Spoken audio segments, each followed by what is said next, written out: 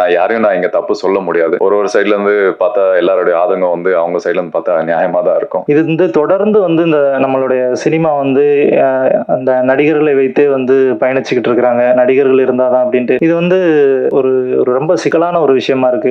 ஒரு ஹானஸ்டான ஒர்க்கை நீங்க நிஜமா நம்பி பண்ணீங்கன்னா எவ்வளவு தூரம் அது எங்க வரும் தானா நடக்குமோ அது நடந்ததுதான். இது படத்துல என்னென்ன சம்பவங்கள் வந்ததோ அதெல்லாம் எங்களுக்கு ரிஹர்சல்லே நடக்க ஆரம்பிச்சது. வந்து ஒரு கேள்வி வந்து கேட்கறாங்க, படம் பாக்குறதுக்கு முன்னாடி இந்த மாதிரி ஒரு படம் பண்ணிருக்கோம் அப்படின்னா ஓகே ஃபீச்சர் ஃபில்மா யார் நடிச்சிருக்கா அப்படின்னு கேட்கறாங்க. சினிமா கத்துட்டு சினிமாக்கு வரல, இவங்க சினிமா கத்துட்டு சினிமா வந்திருக்காங்க. ஸோ அந்த 10 வருஷம் டிஃபரன்ஸ் எனக்கும் உங்களுக்கும் அதுதானே தவிர.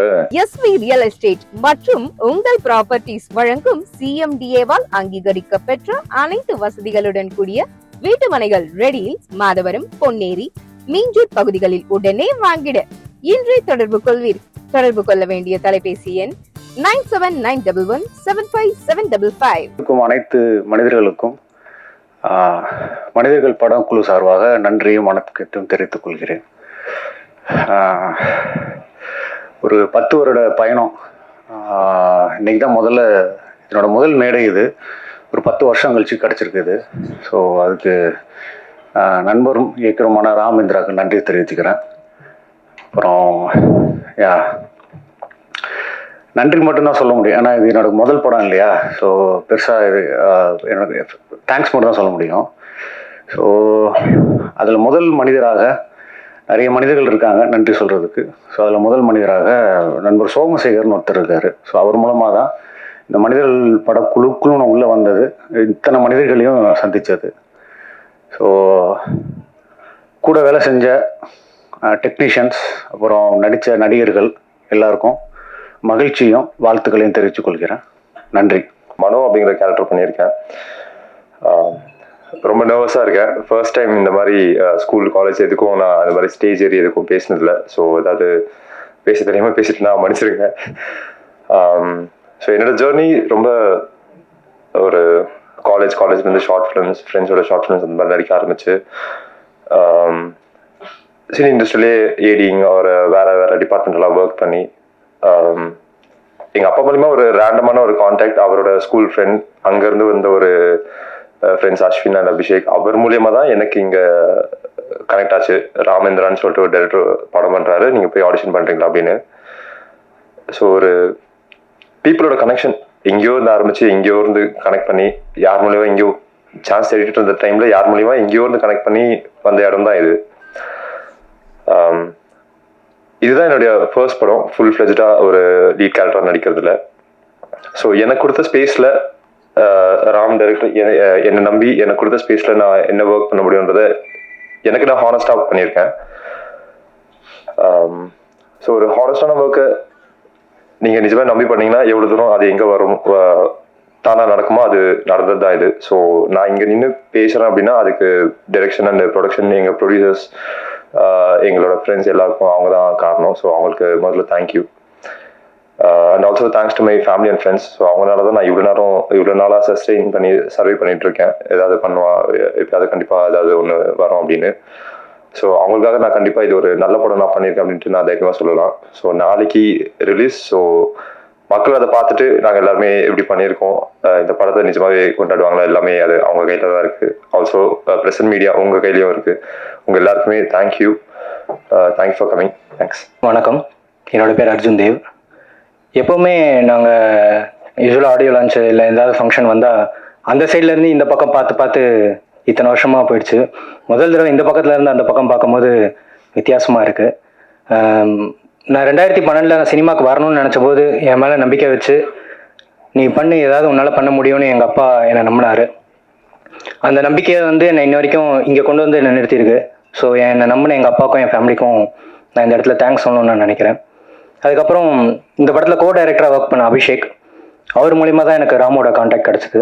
அவர் தான் ஆடிஷன் பண்ணுறாரு, நீங்கள் போய் பாருங்கள் அப்படின்னு சொன்னார். ஸோ அவர் சொல்லலைன்னா என்னால் அந்த ஆடிஷன் அட்டன் பண்ணியிருக்க முடியாது. ஸோ அவருக்கு ஒரு தேங்க்ஸ். என்னை நம்பி எனக்கு ஒரு வாய்ப்பு கொடுத்து தீபன்ற கேரக்டர் உன்னால் பண்ண முடியும் நம்பின ராமுக்கும், அப்புறம் ப்ரொடியூசர் சாம்பசிவம் அண்ணாக்கும், பிரசாத் அண்ணாக்கும் என்னோட நன்றி. படம் வந்து ஒரு 20 நாள் ரிஹர்சல் பண்ணோம். ரிஹர்சல் பண்ணும்போது படத்தில் என்னென்ன சம்பவங்கள் வந்ததோ அதெல்லாம் எங்களுக்கு ரிஹர்சல்லே நடக்க ஆரம்பிச்சது. கார் டயர் பஞ்சர் ஆகும், பெட்ரோல் இல்லாமல் நிற்கும், போலீஸ் கிட்ட நைட்டில் வெளில போகும்போது மச்சா போலீஸ்ரா அப்படின்னு சொல்லுவோம். ஸோ அந்த முக்கியமான சம்பவம் நடக்கலை, அதுக்கு அப்புறம் நடந்த எல்லா சம்பவங்களும் நடந்தது.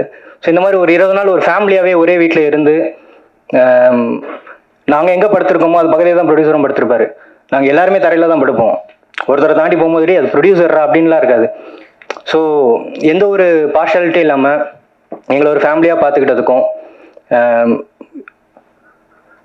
ஒரு நல்ல ஒரு அட்வென்ச்சரஸான ஒரு எக்ஸ்பீரியன்ஸ் கொடுத்ததுக்கும் இந்த டீமுக்கு என்னோட தேங்க்ஸ். படம் பார்த்துருப்பீங்க, உங்கள் எல்லாருக்கும் இந்த படம் பிடிச்சிருக்குன்னு நான் நம்புகிறேன்.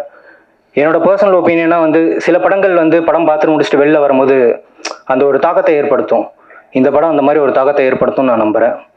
வாய்ப்புக்கு நன்றி. தேங்க்யூ. நான் தான் இந்த டீமில் மலையாளி ஒருத்தர். என்னோட டீம் மட்டும்தான் மலையாளி இருந்துச்சு. எனக்கு ரொம்ப பெருமையாக இருக்குது இங்கே நிற்கிறதுக்கு. என்னன்னா இது என்னோட காலேஜ். நான் இங்கே தான் எல்வி பிரசாதில் தான் நான் சினிமாட்டோகிராஃபி படித்து இங்கே தான் அவார்டெல்லாம் வாங்கிட்டு போனேன். ஸோ எனக்கு ரொம்ப பெருமையாக இருக்குது இங்கே மேடையில் சேம் மேடையில் இந்த ஃபஸ்ட் படத்துக்கு ப்ரெஸ் மீட் கொடுக்கறதுக்கு. ரொம்ப கஷ்டப்பட்டோம் இந்த படம் இப்படி அச்சீவ் பண்ணதுக்கு. என்னன்னா ராம் கதை சொல்லும்போது இப்படி தான் இருந்தது. நான் இப்படி தான் படம் பார்த்தேன், நீங்கள் எல்லாரும் படம் பார்த்துருப்பேன். நான் இப்படி தான் ராம் என்கிட்ட கதை சொல்லியிருந்தோம். அதை அப்படியே நான் ரெஃப்ளெக்ட் பண்ணியிருக்கேன். ரொம்ப உங்களுக்கே தெரியும், ஒரு நைட்டு காரு, அந்த கார் மூவிங்கில் இருக்கு, 6 பேர் இருக்கு.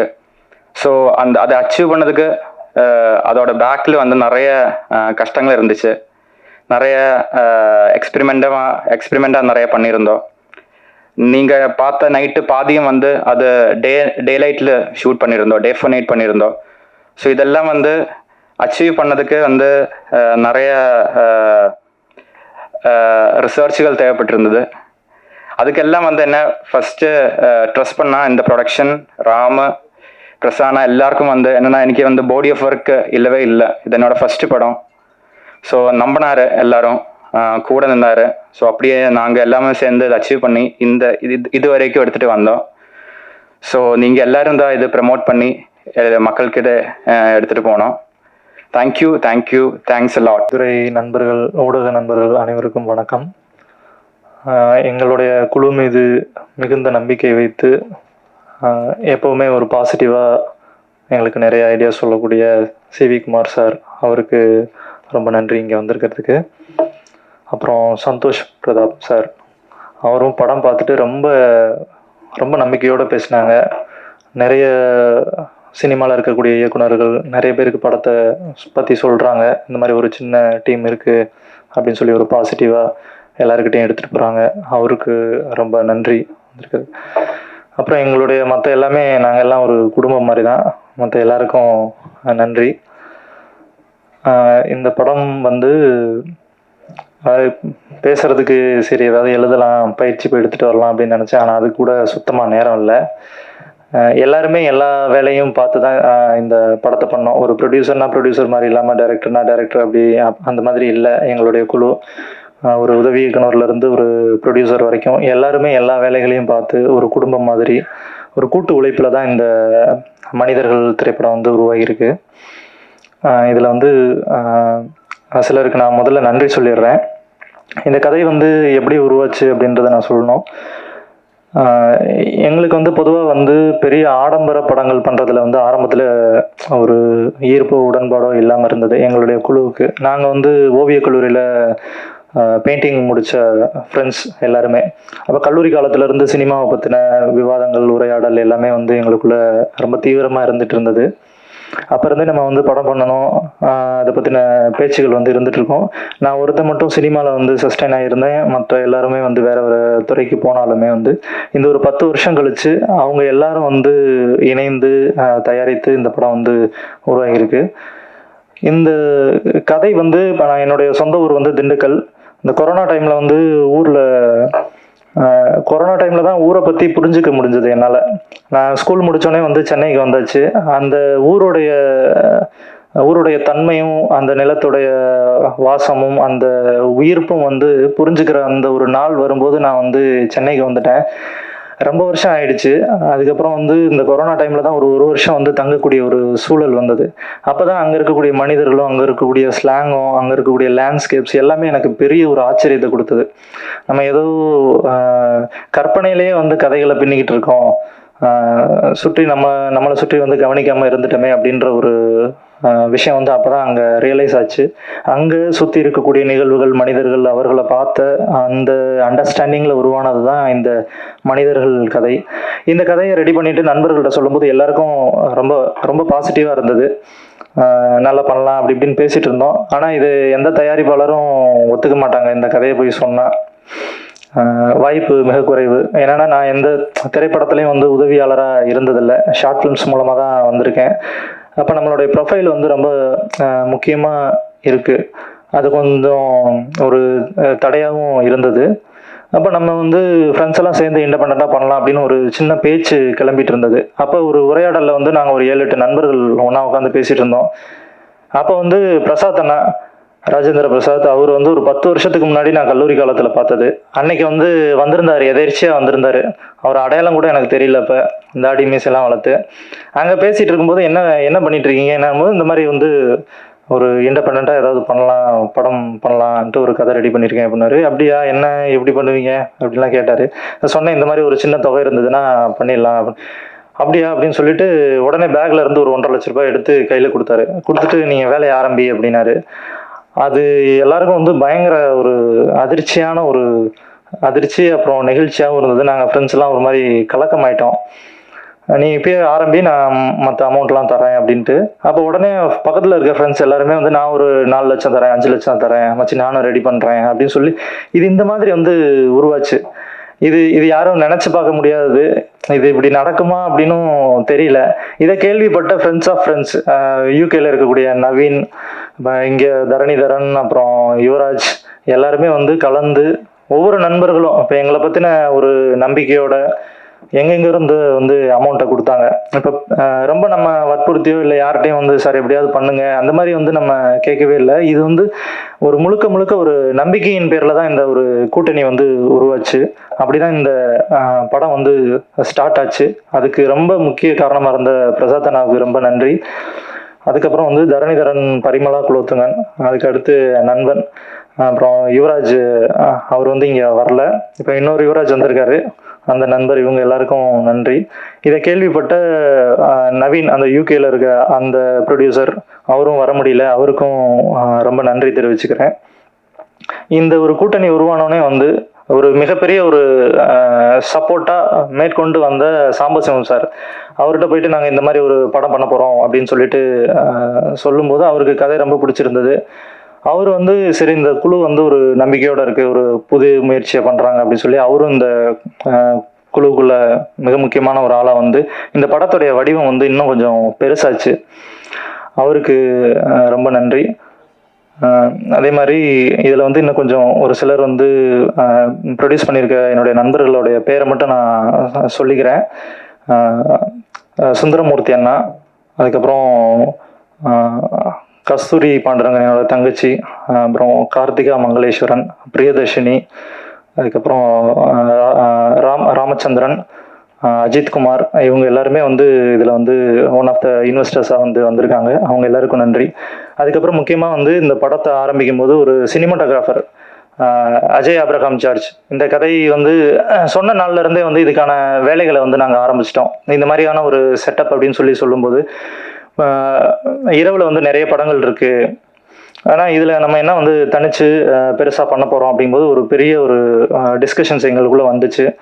கலர்ஸை வந்து எப்படி ட்ரீட் பண்ணுறது, லைட்ஸை எப்படி வந்து கொண்டு வர்றது, மக்களுக்கு ரொம்ப யதார்த்தமான ஒரு அழகியல் படைப்பாக இது வந்து வரணும், ஒரு ஏஸ்தட்டிக் ரியலிசம் பாணியில் வந்து இது வரணும் அப்படின்னு சொல்லி அதுக்காக நிறைய ஒர்க் அவுட் பண்ணோம். நிறைய வந்து அனலைஸ் ஸ்டடீஸ்லாம் பண்ணி அவர் ரொம்ப கடுமையாக உழைச்சி இந்த படத்துக்காக விஷுவல்ஸ் கொடுத்துருக்காரு. அது உங்களுக்கு படம் பார்க்கும்போது உங்களுக்கு தெரியும் நம்புகிறேன். அதுக்கப்புறம் வந்து எடிட்டர் தின்சா, அவருடைய உழைப்பு வந்து அபாரமானது. ஒரு கிட்டத்தட்ட ஒரு 10 மாதத்துக்கிட்ட இந்த படத்துடைய படத்தொகுப்பு நடந்தது. அது சொன்னால் வந்து நாங்கள் படம் பண்ணிகிட்டு இருக்கும்போது எல்லாரும் சொல்லுவாங்க, என்ன அவதார படமாக எடுக்கிறீங்க, இத்தனை வருஷமாக போட்டு இது பண்ணிக்கிட்டே இருக்கீங்க அப்படிம்பாங்க. அது நம்ம சொல்லி புரிய வைக்க முடியாது. அது நிகழ்ந்து வரும்போது தான் அதோடைய சாரம் வந்து நமக்கு அது கண்கூட பார்க்கும்போது தான் அது வந்து நமக்கு ரொம்ப ஆத்மார்த்தமான ஒரு உணர்வாக இருக்கும். அது மாதிரி நாங்கள் ஒரு சில வருடங்கள் இந்த படத்தில் வந்து பயணித்து எங்களுக்கு திருப்தியாக இந்த படத்தை வந்து உருவாக்கியிருக்கோம். தின்சாக்கு ரொம்ப நன்றி. அனிலேஷ் எல் மேத்யூ இந்த படத்தோடைய இசையமைப்பாளர், பெங்களூரில் இருக்கார். அவரும் வர முடியல. அவரும் ரொம்ப அசாத்தியமான அவருடைய எக்ஸ்பிரிமெண்ட்டான ஒரு மியூசிக்கை கொடுத்துருக்காரு. அவருக்கு மிக்க நன்றி. அப்புறம் கார்த்திக் நேத்தா அண்ணன், அவர் தான் பாடலாசிரியர், நம்ம படத்தோட பாடலாசிரியர். எங்களுக்காக நாங்கள் எல்லாம் ரொம்ப ஃப்ரெஷ்ஷான டீம். அது அவருக்கு வந்து எங்களுக்கு வந்து ரொம்ப ஒரு சப்போர்ட்டான ஒரு ஆள். எப்பயுமே வந்து ரொம்ப தைரியத்தையும் தன்னம்பிக்கையும் கொடுக்கக்கூடிய ஒருத்தர். ரொம்ப ஒரு அற்புதமான மனிதர். அவருடைய வழிகாட்டுதல் வந்து எங்களை ரொம்ப சரியாக கொண்டு போகிற மாதிரி நாங்கள் ஃபீல் பண்ணுறோம். நிறைய அவருடைய நண்பர்கள்ட்ட எல்லாம் படத்தை வந்து பரிந்துரைத்தார். எக்கச்சக்கமான பேர் வந்து படம் பார்த்து எங்களுக்கான ப்ளஸ் அண்ட் மைனஸ் நிறைய விஷயங்களை சொன்னாங்க. அவங்க எல்லாருக்கும் நன்றி. அப்புறம் கோ டைரக்டர்ஸ் அபிஷேக் பிரதர், அவருக்கு நன்றி. அப்புறம் அரவிந்த், லோகேஷ், கார்த்திக், விக்கி, எல்லாருக்குமே என்னுடைய நன்றி தெரிவிச்சுக்கிறேன். ஒரு விஷயம் வந்து சொல்லணும்னு ஆசைப்பட்றேன். இந்த படம், அதாவது யாரையாவது நான் விட்டுருந்தேன்னா மன்னிச்சுக்கோங்க, எனக்கு மைண்டில் இருக்கிறத நான் சொல்கிறேன். இந்த படம் வந்து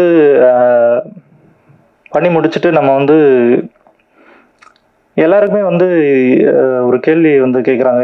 படம் பார்க்குறதுக்கு முன்னாடி இந்த மாதிரி ஒரு படம் பண்ணியிருக்கோம் அப்படின்னா, ஓகே ஃபீச்சர் ஃபில்மா யார் நடிச்சிருக்கா அப்படின்னு கேட்குறாங்க.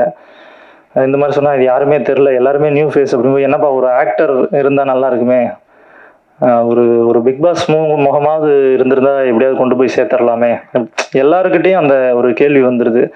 இது வந்து தொடர்ந்து வந்து இந்த நம்மளுடைய சினிமா வந்து அந்த நடிகர்களை வைத்தே வந்து பயணிச்சுக்கிட்டு இருக்கிறாங்க. நடிகர்கள் இருந்தால் தான் அப்படின்ட்டு. இது வந்து ஒரு ரொம்ப சிக்கலான ஒரு விஷயமா இருக்குது புதிய இளம் தலைமுறை படைப்பாளிகளுக்கு.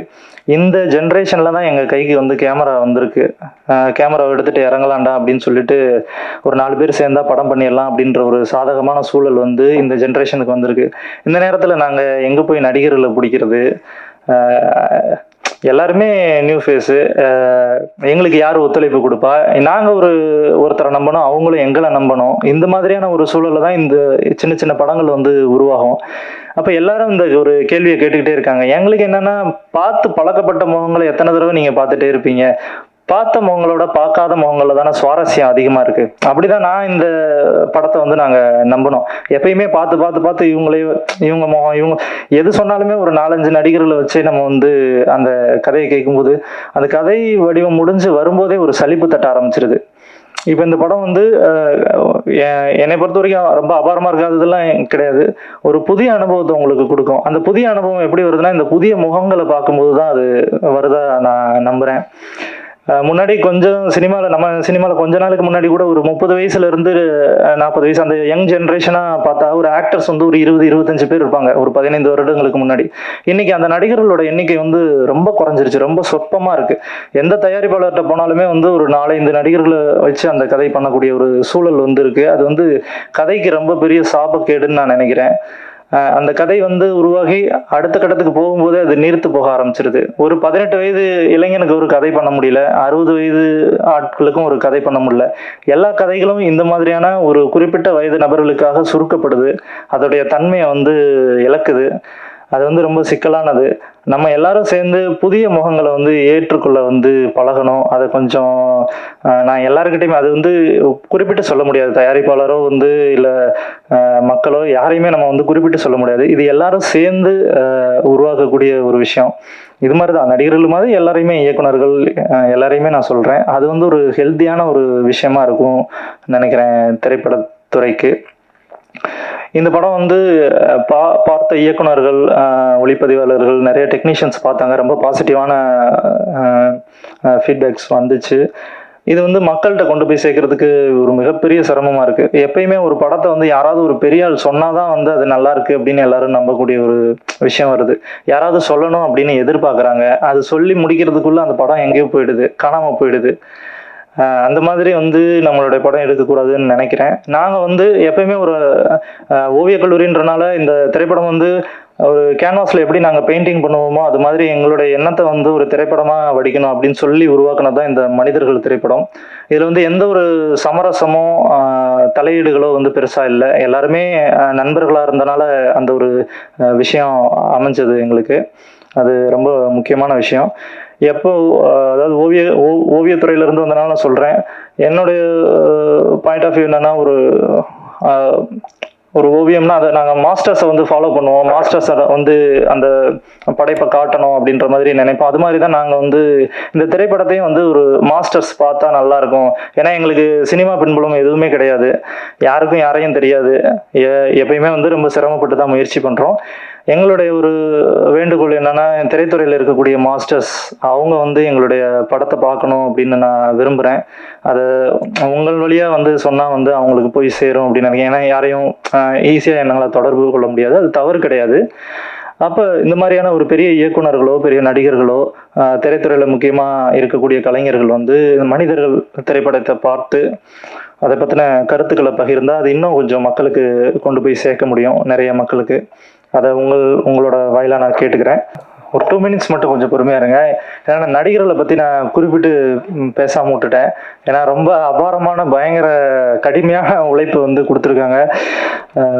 நீங்கள் படம் பார்த்தீங்கன்னா தெரியும், ரொம்ப சகதியிலையும் மழையிலையும் இவங்க வந்துட்டு அந்த ஒரு 40 நாள் கழித்து திண்டுக்கல்லேருந்து கிளம்பும்போது என்னோட குடும்பத்தாரே ரொம்ப வேதனைப்பட்டாங்க இவங்கள பார்த்து. யாரா இவங்க இந்த பசங்களை பிடிச்சிட்டு வந்து இவ்வளோ வதச்சிட்டிங்களே அப்படின்ற மாதிரி. இது வந்து நீங்கள் படம் பார்க்கும்போது உங்களுக்கு ரொம்ப தெரியும் எவ்வளோ கடுமையாக உழைச்சிருக்காங்கன்னா. அவங்க எல்லாருக்கும் ரொம்ப நன்றி. அதுக்கப்புறம் வந்து இந்த படம் வந்து ஒரு தியேட்டர் எக்ஸ்பீரியன்ஸுக்கான ஒரு ஃபில்மாக தான் நம்ம பண்ணியிருக்கோம். ஒரு சின்ன படமாக இருந்தாலுமே வந்து சவுண்ட் டிசைன்லேருந்து கிரேடிங் எல்லா விஷயமுமே வந்து ரொம்ப மெனக்கெட்டு தியேட்டரில் ஆடியன்ஸ் பார்த்தா இது நல்லா இருக்கும், நல்லா இருக்கணும் அப்படின்னு சொல்லி தியேட்டர் எக்ஸ்பீரியன்ஸுக்கான ஃபில்ம் வந்து குறைஞ்சிக்கிட்டே இருக்குது, உலக அளவில் வந்து குறைஞ்சிக்கிட்டே இருக்குது. எல்லாருமே வந்து இதை வந்து அப்புறம் பார்த்துக்கலாம் அப்படின்னு விட்டுறாங்க. அந்த மாதிரி வந்து கொஞ்சம் மக்கள் வந்து தவிர்க்க வேணாம். ஒரு நல்ல ஒரு எக்ஸ்பீரியன்ஸ் இந்த ஃபில்ம் வந்து கொடுக்கும்னு நினைக்கிறேன். அதுக்காக தயவு செஞ்சு எல்லாரும் வந்து தியேட்டரில் வந்து பார்க்கலாம். அதே மாதிரி வந்து இந்த படத்தை வந்து டிஸ்ட்ரிபியூட் பண்ணக்கூடிய ஜெனரஸ் என்டர்டெயின்மெண்ட் அவங்க நல்லபடியாக வந்து, அதாவது ஒரு சின்ன அளவில் இருந்தாலும் இதன் மீது வந்து ஒரு நம்பிக்கை வைத்து இதை எல்லா பக்கமும், அதாவது இன்னைக்கு பெங்களூர்லேயும் மைசூர்லேயும் வந்து 20 ஸ்க்ரீன்ஸுக்கு மேலே வந்து இந்த படம் ரிலீஸ் ஆகுது. இது வந்து எத்தனை தேட்டர், ஒரு 5 தேட்டர் கிடைக்குமா, அதாவது தமிழ்நாட்டில் ரிலீஸ் பண்ணுறதுக்கே அப்படின்ற மாதிரி தான் இந்த படத்தை வந்து கேட்டாங்க. பெங்களூரில் மட்டுமே வந்து ஒரு 20 ஸ்க்ரீனுக்கு மேலே அது ரிலீஸ் ஆகுது. தமிழ்நாட்டில் 70 ஸ்க்ரீன்ஸ் கிட்ட வந்து ரிலீஸ் ஆகுது. அதனால் எல்லாருமே வந்து தேட்டருக்கு போய் இந்த படத்தை பாருங்கள். அவங்க ஜெனரஸ் என்டர்டெயின்மெண்ட்டுக்கும் வந்து நன்றி சொல்லிக்கிறேன். அப்புறம் இங்கே வந்திருக்கக்கூடிய எல்லா ஊடக நண்பர்கள் அனைவருக்கும் எல்லாருக்கும் எங்களுடைய குழு சார்பாக மிக்க நன்றி. படத்தோட தயாரிப்பாளர் ஒருவர் திரு சாம்பசிவம், அவர் வந்து என்னோட நெருங்கிய நண்பர். அவர் இதுக்கு முன்னாடியே வந்து ஒரு படம் பண்ணியிருக்காரு, 2 படம் பண்ணியிருக்காரு. அடவின்னு ஒரு படம் ப்ரொடியூஸ் பண்ணி ரிலீஸ் பண்ணாங்க. இது 2வது படம்னு நினைக்கிறேன். இந்த படம் எடுத்துட்டு இருக்கும்போது என்கிட்ட வந்து ஒரு நாள் சொன்னார், இந்த மாதிரி பாதி ஃபுட்டேஜ் இருக்குது பார்க்குறீங்களா அப்படின்னா. நான் படம் பார்த்துட்டு இருந்தேன். அப்புறமேல் கேட்டேன், என்னங்க பேசிட்டே இருக்காங்க, யாரும் லேடிஸே இல்லை, ஹீரோயினே கிடையாது படத்தில் அப்படின்னு. அவர் இல்லைங்க, நாங்கள் 5 பேர் தான், இது மட்டும் தான் நாங்கள் போயிட்டுருக்கோம் அப்படின்னாரு. அப்போ நான் அவர்கிட்ட ஒரு இன்சிடென்ட் சொன்னேன். இல்லைங்க, நாங்கள் சூதுன்னு ஒரு படம் எடுத்தோம், அதில் வந்து அந்த பொண்ணு வந்து கனவுல வருவாங்க அந்த படம். அப்போ நலன்ட்ட எப்படி நலன் இந்த மாதிரி கேரக்டர் எழுதுனீங்கன்னு கேட்டேன். அப்போ அவர் சொன்னார் என்கிட்ட வந்து, இல்லை சார் அந்த படத்தில் வந்து பூராமே கான்மேன்ஸு, அவங்களுக்கு நடுவில் ஒரு பொண்ணை என்னால் வைக்க முடியல, அதனால் நான் பொண்ணே இல்லாமல் தான் கதை எழுதினேன். அதை கொண்டு போய் சுந்தர்சி சார்கிட்ட படிக்க கொடுத்தேன். ஏன்னா அப்போ அவர் வந்து அவருக்கு ஸ்கிரிப்ட் எழுதிட்டு இருந்தார். அப்போ அவர் சொல்லியிருக்காரு, தமிழ் சினிமாவில் பொண்ணே இல்லாமல் படமா, அப்படிலாம் இருக்கவே கூடாது, எப்படியாவது நீ அதில் வந்து ஒரு பொண்ணை கொண்டு வா அப்படின்னாரு. எனக்கு வழி தெரியாமல் நாங்கள் அதுமாதிரி கனவாக கொண்டு வந்தோம் அப்படின்னாரு. அதேமாதிரி நான் அவர்கிட்டையும் சொன்னேன், நீங்கள் வந்து நீங்கள் ஆட்டு படம் எடுங்க, நீங்கள் என்ன வேணாலும் படம் எடுங்க, ஆனால் அதை அதை பார்க்க போகிற மனிதர்கள் வந்து சாதாரண மனிதர்கள், அது ஒரு காமன் பீப்புள். அவங்களுக்கு வந்து நீங்கள் ஒரு பொழுதுபோக்கின் ஊடாக தான் நம்ம ஒரு கருத்தை சொல்ல முடியுமே தவிர, நம்ம ஒரு ரொம்ப சீரியஸான ஒரு படத்தை எடுத்து வச்சுட்டு நம்ம வந்து அதை ஒரு ஃபெஸ்டிவல் கைண்ட் ஆஃப் ஃபிலிம் எடுத்துகிட்டு நம்ம மெயின் ஸ்ட்ரீமில் கொண்டு போய் கொடுக்கும்போது அது வந்து இது எந்த மாதிரியான அதை ரிசீவ் பண்ணும் அப்படின்றதுல எனக்கு தயக்கம் இருக்குன்னா நீங்கள் கொஞ்சம் ஜாக்கிரதை பண்ணுங்க அப்படின்னு சொன்னேன். பட் ஆனால் அவர் வந்து அவரோட எடுத்த முடிவில் வந்து ரொம்ப ஸ்ட்ராங்காக நின்று இந்த படத்தை டெலிவரி பண்ணியிருக்காங்க. வாழ்த்துக்கள் அவருக்கும் அவருடைய குழுவினர் இந்த படத்துக்கும். ஏன்னா இந்த படத்தில் எனக்கு ரொம்ப இன்ட்ரெஸ்டிங்கான பிடிச்ச விஷயம் இன்னொன்று வந்து இந்த க்ரௌட் ஃபண்டிங்கான இந்த இது. ஏன்னா இனிமேல் இன்னைக்கு இருக்க தமிழ் சினிமா சூழலில் இனிமேல் வந்து தனியான ப்ரொடியூசர்ஸ் அப்படின்றது வந்து இனிமேல் இருக்க மாட்டாங்க. இன்னொரு 1-2 வருட காலங்களுக்கு அப்புறம் வந்து பார்த்தீங்கன்னா இந்த தமிழ் சூழலில் வந்து இப்போ இன்னைக்கு இருக்க மாதிரி ப்ரொடியூசர்ஸ் அப்படின்னு பேர் சொல்லிட்டு இருக்க மாதிரி இன்னைக்கு யாருமே இருக்க மாட்டாங்க. இப்போ நீங்கள் சொல்கிறீங்க சிவி குமார் ப்ரொடியூசர்னு சொல்கிறீங்க, ஞானல் சார் சொல்கிறீங்க, தியாகராஜன் சார் இருக்காங்க, அந்த மாதிரிலாம் இருக்காங்க. பட் இன்னும் 2-3 வருஷங்கள்ல இந்த மாதிரி ப்ரொடியூசர்ஸ் அப்படின்னு சொல்கிறதுக்கு யாரும் இருக்க மாட்டாங்க. ஏன்னா இப்போ ஹாலிவுட் படம்லாம் பார்க்குறீங்க, அதெல்லாம் வந்து பேனர் பேர் தான் சொல்லுவாங்க.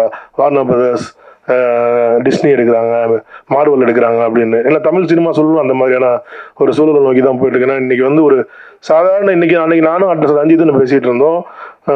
இன்னைக்கு அட்டகத்தி எடுத்தா என்ன செலவாகும், அன்னைக்கு நாங்கள் அட்டகத்தி 2 கோடி ரூபா எடுத்தோம். இன்னைக்கு அட்டகத்தி எடுக்கணும்னா அதே குவாலிட்டியில் எடுக்கனால இன்னைக்கு 10 கோடி ரூபா இன்னைக்கு தேவைப்படுது. அப்போ ஒரு 10 கோடி ரூபாயை படத்தை எடுத்துட்டு வந்தாலுமே இன்னைக்கு வந்து அதை ஓடிடியோ இல்லை தேட்டர்லையோ வாங்குறாங்க அப்படின்னா அதுக்கான வியாபார சூழல் இன்னைக்கு இல்லை.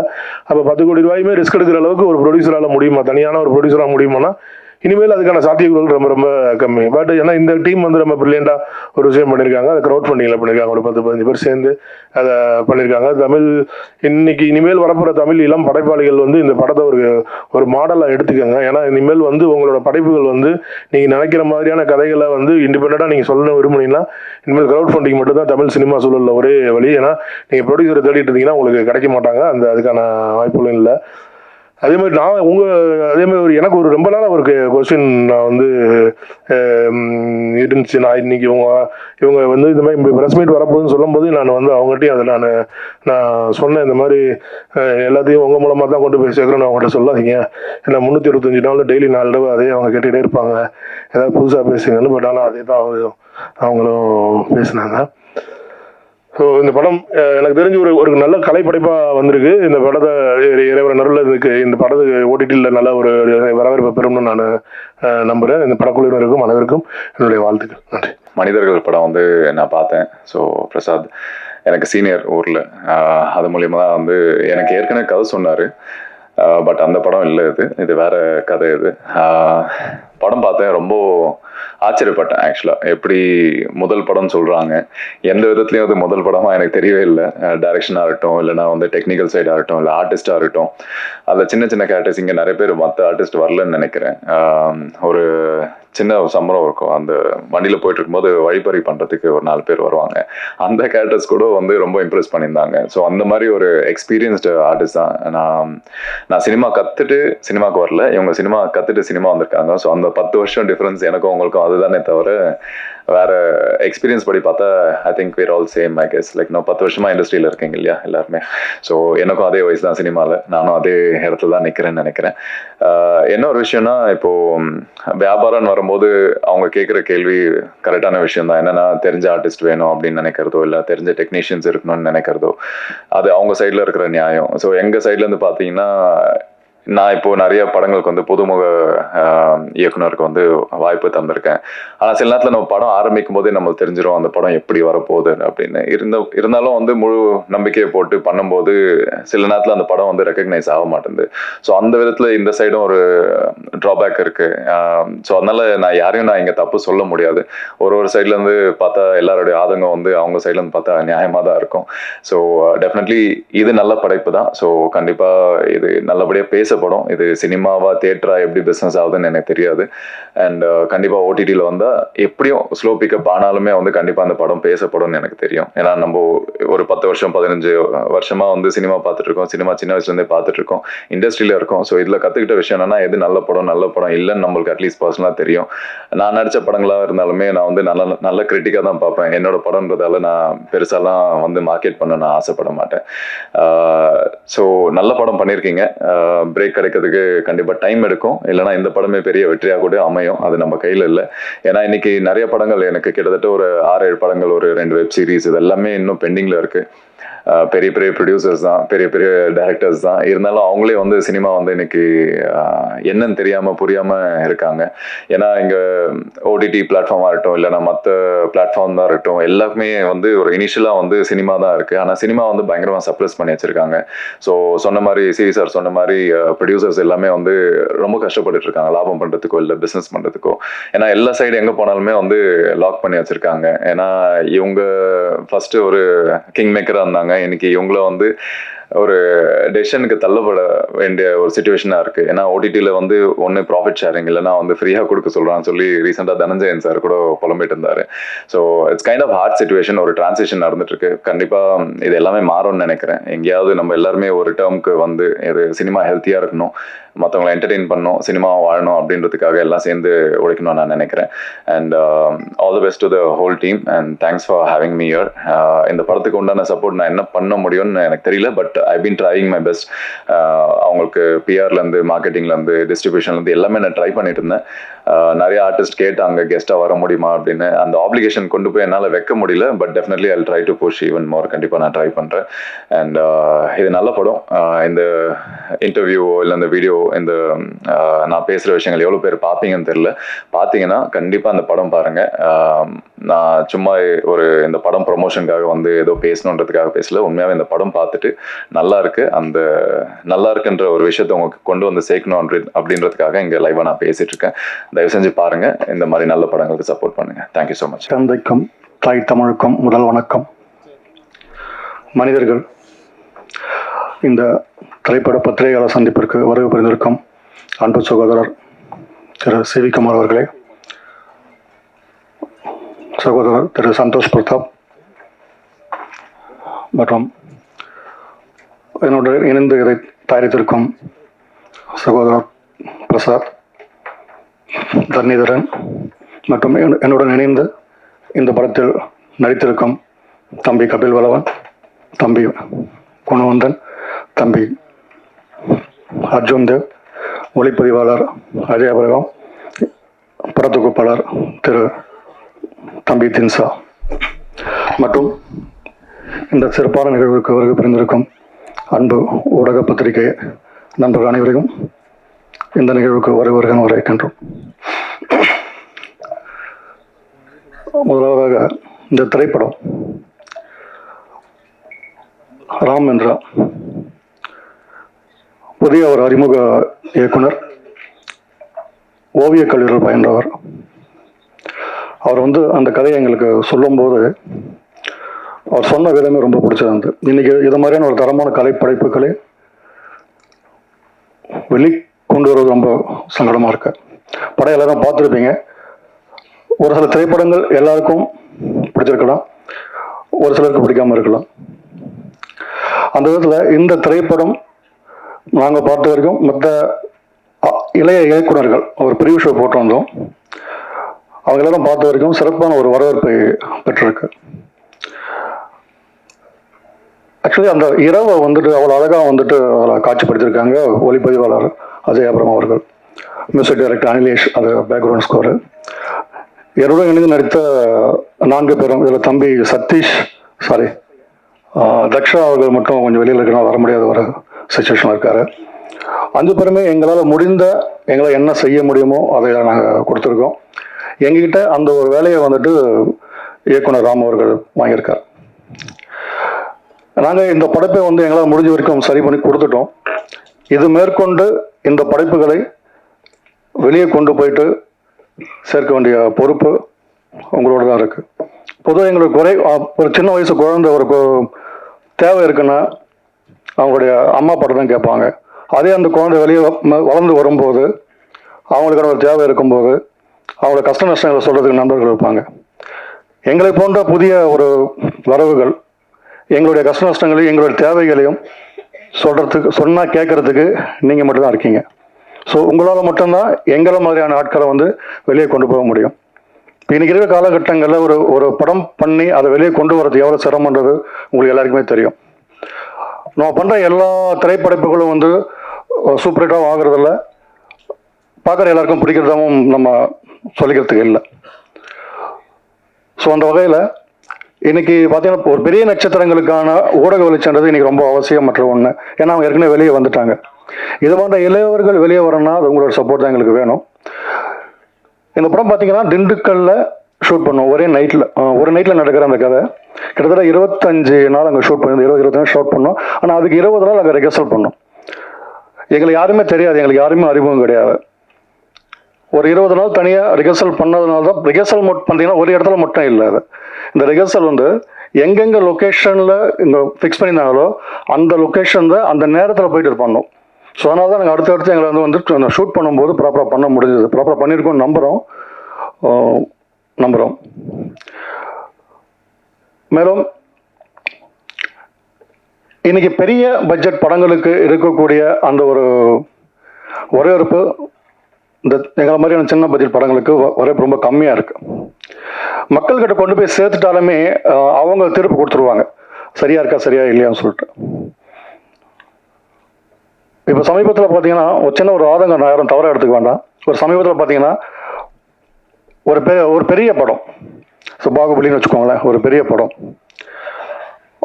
டெக்னிக்கலாக எந்த ஒரு குறையும் கிடையாது, ஃபர்ஸ்ட் கிளாஸான ஒரு வரவேற்பு தான். பட் அதே மாதிரியான படம் தான் வந்து யாத்தீசன் நம்ம தமிழ் படம், அந்த தமிழ் மன்னரை பற்றின ஒரு படம் வந்தது. ஸோ வந்து ஒரு வாரத்தில் கொஞ்சம் வெளியே போயிடுச்சு அது. ஸோ அது எங்கே நடக்குது, எங்கே தப்புன்றது எங்களுக்கு சரியா தெரியல.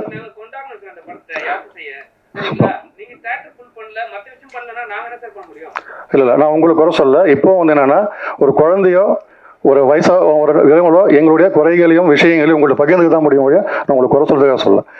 அப்போ தேட்டர்னா அடுத்து அதான் சொல்ல வரேன். இப்போ மவுத் ஸ்டாக் வச்சு நாங்கள் படத்துக்கு போகிறோம், பேப்பரில் பார்த்து படத்துக்கு போகிறோம். இதுக்கு அடுத்து அந்த படத்தை கொஞ்சம் நிற்க வச்சிருந்தாங்கன்னா இன்னும் கொஞ்சம் நல்லா போயிருக்குன்றதுக்காக நான் சொல்ல வரேன். தவறாக எதுவும் சொல்லல, தவறாக புரிஞ்சுக்க வேண்டாம் சரிங்களா. ஒரு சின்ன ஒரு ஆதங்கம் தான். இப்போ மனிதர்கள் வந்திருக்கு, எங்களுக்கு பிடிச்ச நிறைய பேர் வரவேற்பு பிடிச்சிருக்கு. மக்கள்கிட்ட போய் சேர்ந்துட்ட பிறகு அவங்க வந்துட்டு அதை எடுத்துக்கிறாங்களா இல்லையான்றது அவங்களுடைய தனிப்பட்ட விருப்பம் தான். நம்ம யாரையும் வந்து திணிக்கவும் முடியாது. இப்போ இங்கே இருக்கிறவங்களுக்கே வந்துட்டு பாதி பேர் பிடிச்சிருக்கலாம், பாதி பேர் பிடிக்காம இருந்திருக்கலாம். நம்ம அது வந்துட்டு நாங்கள் ஒரு படைப்பை கொடுத்துட்டோம், நீ கண்டிப்பாக ரசிச்சாகணும்னு சொல்லி திணிக்கிறதுக்கான வழி வந்து எங்களுக்கு இல்லை. அது என்னன்றதை எது ஆனஸ்டாக எதாவது போதும் தான். நீங்கள் என்ன உண்மை உங்களுக்கு பட்டிருக்கோ அது தாராளமாக எழுதலாம், அது தவறு ஒன்றும் இல்லை. எங்களுக்கு தெரிஞ்சால் எங்களால் முடிந்தால் இந்த படைப்பை நாங்கள் கொடுத்துருக்கோம் சரிங்களா. ஸோ அதனால் இது மாதிரி சின்ன சின்ன விஷயங்கள் தான். மறுபடியும் சொல்கிறேன், எங்களுடைய கஷ்டங்களையும் எங்களுடைய விஷயங்கள் நாங்கள் மட்டும் இல்லை, எங்கள் சின்ன கம்பெனி மட்டும் இல்லை, டோட்டலாக எல்லா சினிமாவுக்கு சிறிய அந்த படைப்பாளருக்கு சிறிய புதிய வரவுகள் இவங்க எல்லாருக்குமே உங்களை மாதிரி ஆளுகிட்ட தான் நாங்கள் வர முடியும். நீங்கள் மட்டும்தான் மக்களுக்கும் எங்களுக்கும் இணைப்பாக இருக்க முடியும். அதனால் உங்கள் நண்பர்களாகவும் உங்களை எங்களை குடும்பத்தில் உருவாகவும் பாவித்து நீங்கள் இதை கொண்டு போய் சேர்ப்பீர்கள் நம்பி விடைபெறுகிறேன். நன்றி, வணக்கம். உங்கள் நேரத்தை வந்து அதிகமாக எடுக்க விரும்பல. ஏன்னா எனக்கு இது ஸ்டேஜ் எல்லாம் வந்து புதுசு, இந்த மாதிரி முன்னாடி இவ்வளோ க்ரௌடு பார்க்கறது. ஏன்னா நான் வந்து ஒரு இன்ட்ரோவர்ட் மாதிரி பின்னாடியே மறைஞ்சிருப்பேன். எங்களால் முடிஞ்சதை மெனக்கெட்டு செஞ்சுருக்கோம். அதை மக்களுக்கு கொண்டு போய் நீங்கள் நல்லா சேர்த்துட்டீங்கன்னா அது மட்டும் போதும். உங்களோட என்ன opinion, either it is positive negative என்ன இருந்தாலும் நீங்கள் போடுங்க, அதுவே எங்களுக்கு அது போதும். நாங்கள் இங்கே வந்து எங்களை வந்து மிகைப்படுத்தி இது மாதிரி போடுங்க அது மாதிரிலாம் எதுவுமே கேட்கல. நாங்கள் என்ன கொடுத்தோமோ உங்களுக்கு தோன்றதை நீங்கள் எழுதுங்க, எழுதிட்டு மக்கள்கிட்ட அது போய் சேர்ந்தா அது மட்டும் போதும். அவ்வளோ.